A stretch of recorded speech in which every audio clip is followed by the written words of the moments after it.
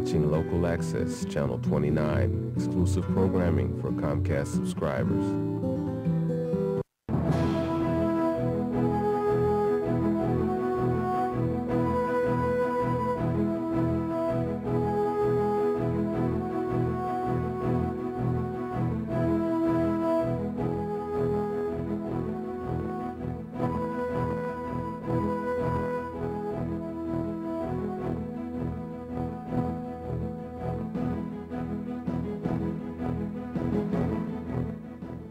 Good evening, and once again we're here on the Libertarian Perspective.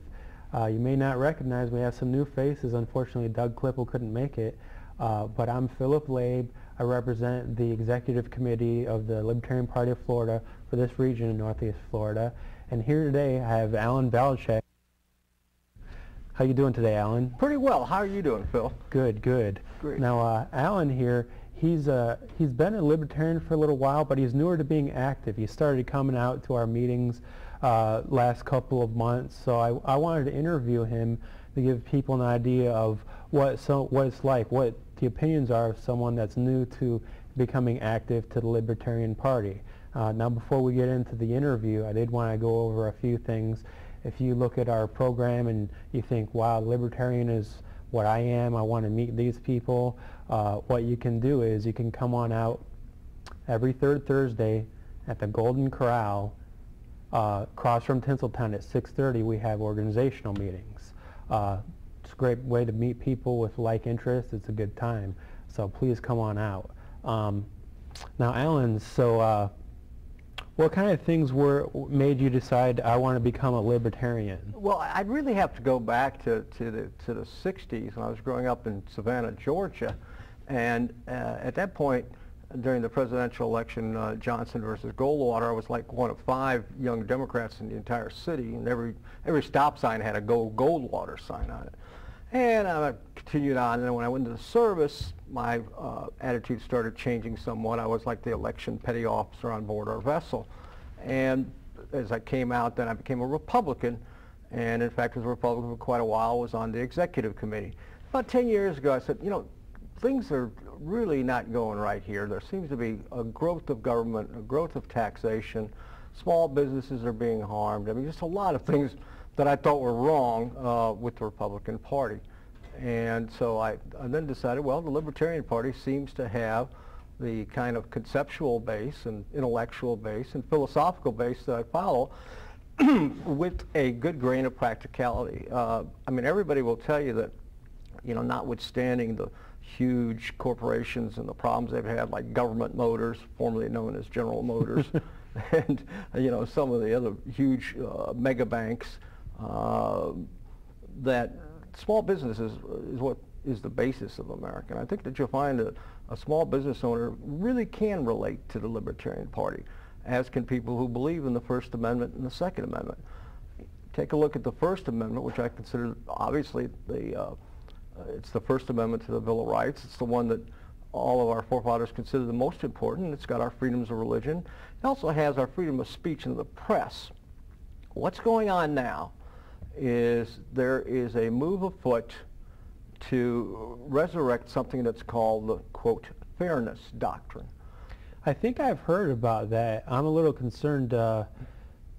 Could you tell me more about that? I'm not totally... Sure. You got to go back into the 30s and the 40s. The doctrine actually, I think, was first imposed in about 47. Back then, you might have 3 TV stations in a large city. AM radio, maybe FM was in its infancy.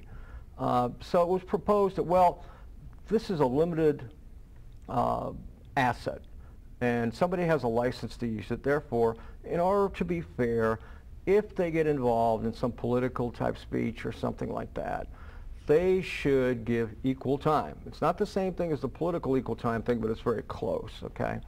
So the fairness doctrine basically said that we'll have opposing points of view. And you may remember it from some of these station managers or editors getting on local TV and saying, you know, we welcome contrasting points of view.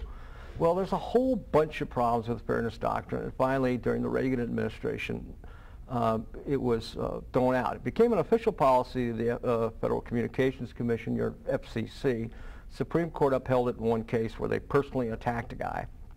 Now, the idea of a fairness doctrine, on the face of it, I guess it sounds good. I mean, everybody wants fairness. What's wrong with it? Well, here's the problem. It has the effect, number one, a radio station, a TV station is being run for a profit. Yeah. And if they don't make a profit, they shut down. Well, if you start requiring a Rush Limbaugh, okay, a Hannity, a host of other Neil Boards, anyone else to bring on another person, okay, the show would never go anywhere, and plus people wouldn't listen. The whole push behind it right now is because of the success of conservative talk radio and Christian talk radio as well. And so what they want to do is say, okay, we don't like the way this works. So what was their first idea? Well, we're going to start something called Air America. We'll go on the radios and everybody will listen to us. Well, nobody did, and it's folding. It's going bankrupt.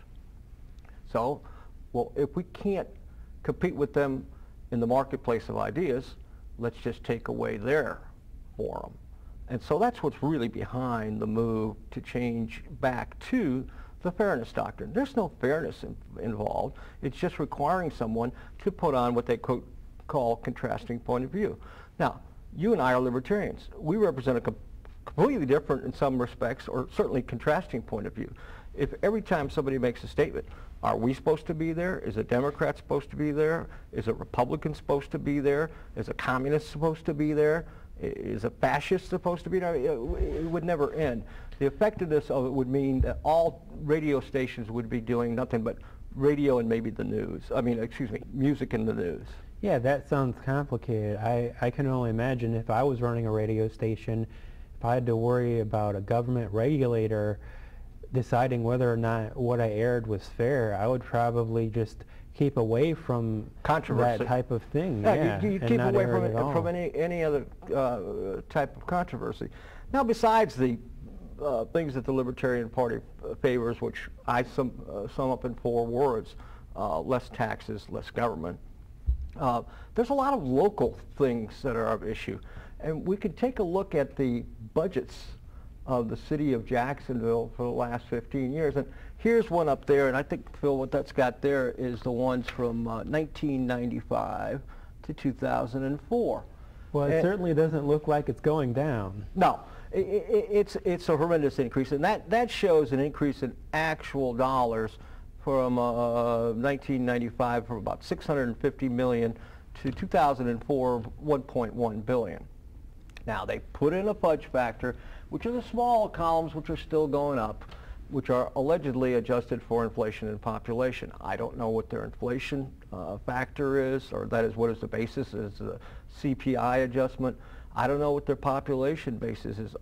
I suspect that those numbers are a little bit out of kilter, but they still show, that is the other column in the lighter color, an increase in the amounts. I wonder if their numbers include things like the special, Better Jacksonville Plan money, or the new fees that they enacted last year. Well, this is supposed to be a net budget, and it's stated, this can be found, by the way, on the City of Jacksonville website at coj.net/departments/finance/budget.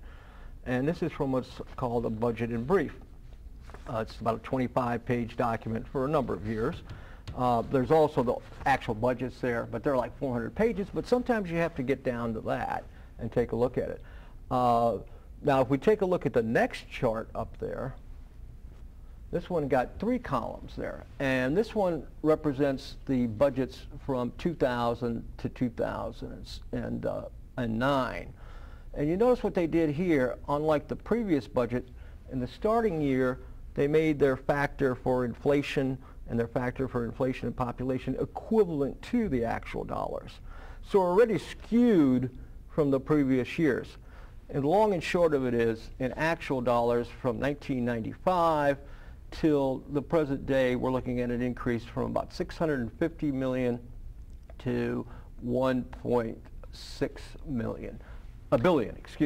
I question the idea that they've really kept in line with inflation and population growth. In fact, I'd like to take this time to mention something that's dear to me, and that's a movement towards a amendment to the Florida Constitution. It's commonly known as Your Dollar, Your Decision.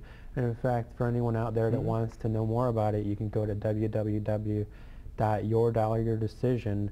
And we're trying to get petitions signed so we can amend the Constitution to actually limit the amount that governments can raise taxes based on population and CPI. So if those numbers were true, then they'd be fine. Yeah. And again,